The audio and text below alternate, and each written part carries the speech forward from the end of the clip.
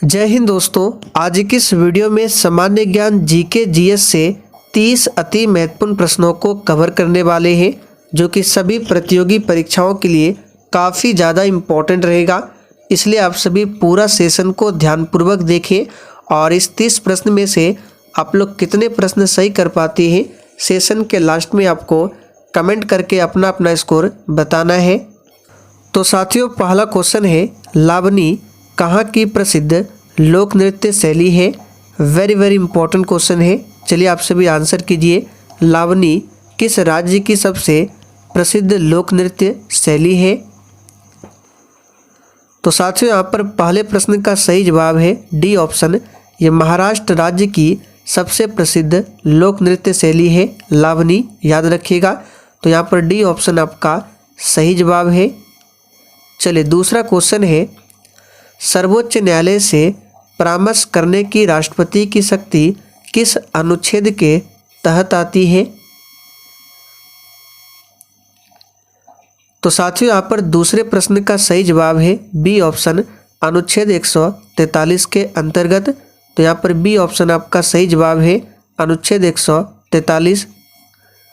तीसरा क्वेश्चन है, गुजरात राज्य का लोकप्रिय लोक नृत्य निम्नलिखित में से कौन सा है। तो प्यारे साथियों, गुजरात राज्य का लोकप्रिय लोक नृत्य शैली जो है, याद रखिएगा, ये गरबा है। तो यहाँ पर पहला ऑप्शन आपका सही जवाब है गरबा। घूमर कहाँ का है, तो ये राजस्थान का है। आगे देखिए, लंदन शहर खाली स्थान नदी के तट पर स्थित है। बिल्कुल आपको सोच समझकर आंसर करना है और प्रत्येक स्टूडेंट को नीचे कमेंट बॉक्स में या फिर नीचे लाइव चैट में अपना अपना आंसर देना है, जिससे आपका प्रॉपर तरीके से रिवीजन हो सके।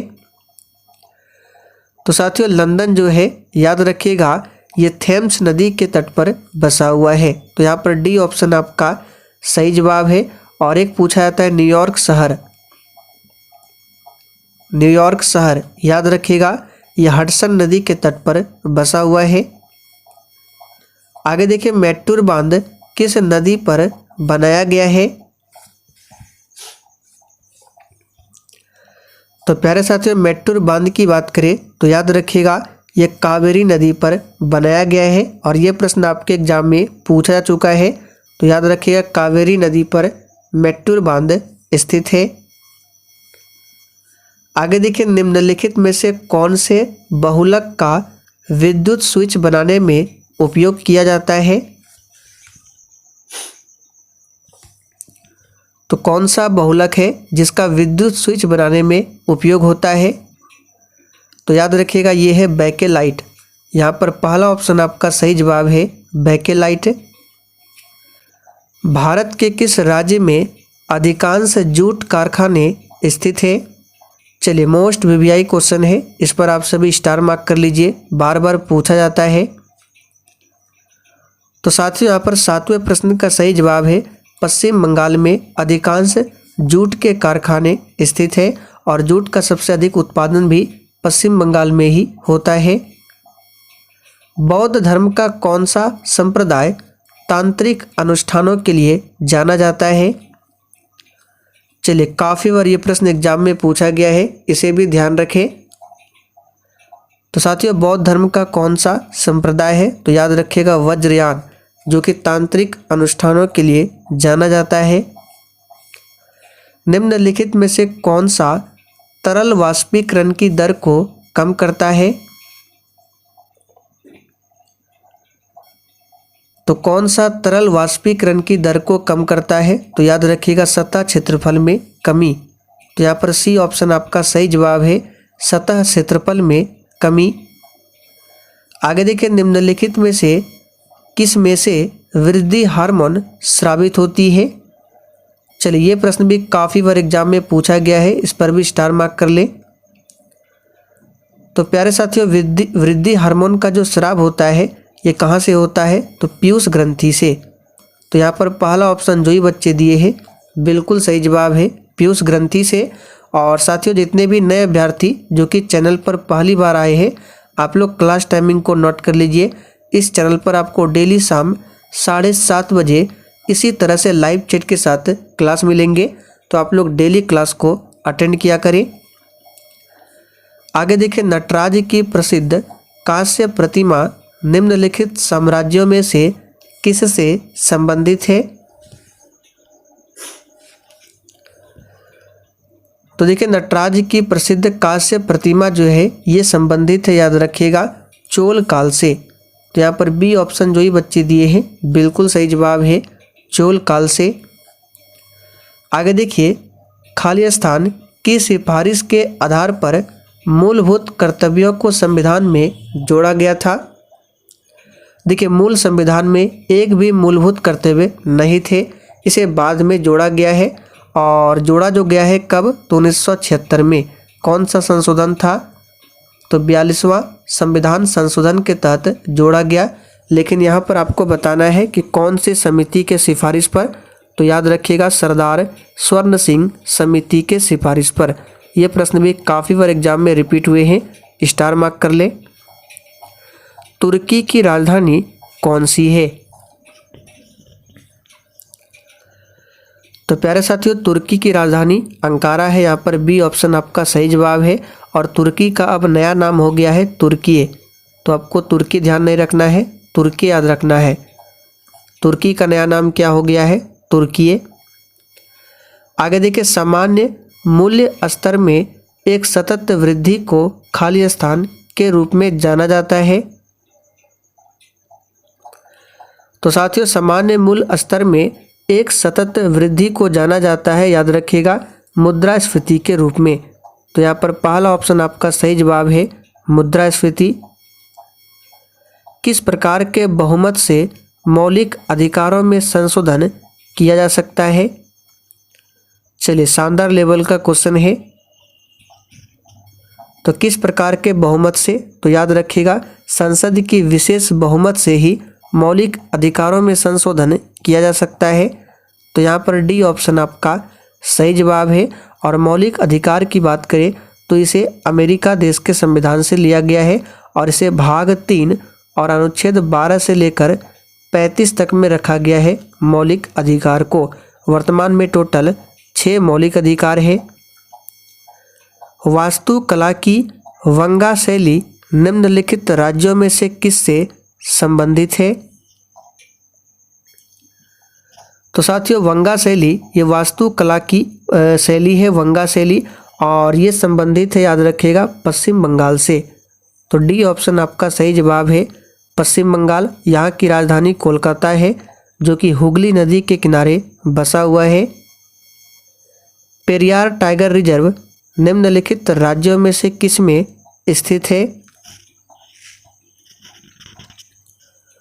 तो प्यारे साथियों, पेरियार टाइगर रिजर्व जो है ये केरल राज्य में स्थित है। तो बी ऑप्शन जो ही बच्चे दिए हैं बिल्कुल सही जवाब है, केरल राज्य में। किस वर्ष में खेल वाटर पोलो को पहली बार विश्व ओलंपिक में शामिल किया गया था? वेरी वेरी इंपॉर्टेंट क्वेश्चन है, इस पर भी आप सभी स्टार मार्क कर लीजिए। तो साथियों, वाटर पोलो जो है इसको पहली बार विश्व ओलंपिक खेल में शामिल किया गया था 1900 में। तो डी ऑप्शन याद कर लीजिए, 1900 ईस्वी में। इनमें से कौन सा कृषि आधारित उद्योग नहीं है? तो ऑप्शन देखकर ही आपको पता चल गया होगा कि सीमेंट जो है ये कृषि आधारित उद्योग नहीं है। निम्नलिखित में से कौन सी आर्यभट्ट की प्रसिद्ध रचना है?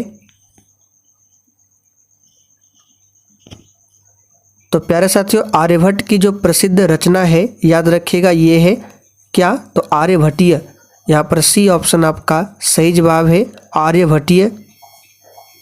भारतीय रिजर्व बैंक द्वारा संपत्ति समायोजन सुविधा किस वर्ष शुरू की गई थी? तो देखिए, आरबीआई के द्वारा संपत्ति समायोजन सुविधा जो है ये सन 2000 ईस्वी में शुरू किया गया था। तो यहाँ पर बी ऑप्शन आपका सही जवाब है। भारत में वास्को डी गामा सबसे पहले कहाँ पर उतरा था? बिल्कुल इसी टाइप के क्वेश्चन आपके एग्जाम में पूछे आते हैं। तो साथियों, वास्को डी गामा भारत आने वाला पहला पुर्तगाली यात्री था, जो कि 1498 ईस्वी में केरल के कालीकट बंदरगाह पर आया था। तो सही जवाब है सी ऑप्शन कालीकट। किसकी संस्तुति पर केंद्रीय सतर्कता आयोग की स्थापना की गई थी? तो प्यारे साथियों याद कर लीजिए, इंपॉर्टेंट प्रश्न है। संथानम समिति की सिफारिश पर केंद्रीय सतर्कता आयोग की स्थापना की गई थी। केंद्रीय सतर्कता आयोग के सदस्यों का कार्यकाल कितने वर्षों के लिए होता है? तो प्यारे साथियों ये 4 वर्षों के लिए चुना जाता है। तो यहाँ पर डी ऑप्शन आपका सही जवाब है, 4 वर्ष। राष्ट्रीय मानवाधिकार आयोग का अध्यक्ष कौन होता है? चलिए, वेरी इंपॉर्टेंट क्वेश्चन है, इसे भी याद कर लीजिए।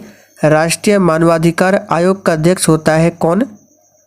तो इसका सही जवाब है भारत का सेवानिवृत्त मुख्य न्यायाधीश। तो सी ऑप्शन आपका सही जवाब है, याद रखें। रोहतांग दर्रा निम्न में से किस राज्य में स्थित है? तो प्यारे साथियों रोहतांग दर्रा जो है हिमाचल प्रदेश में स्थित है। यहाँ पर सी ऑप्शन आपका सही जवाब है, हिमाचल प्रदेश। निम्न में से किसके शासन के दौरान मुगल चित्रकला अपने चरम पर थी?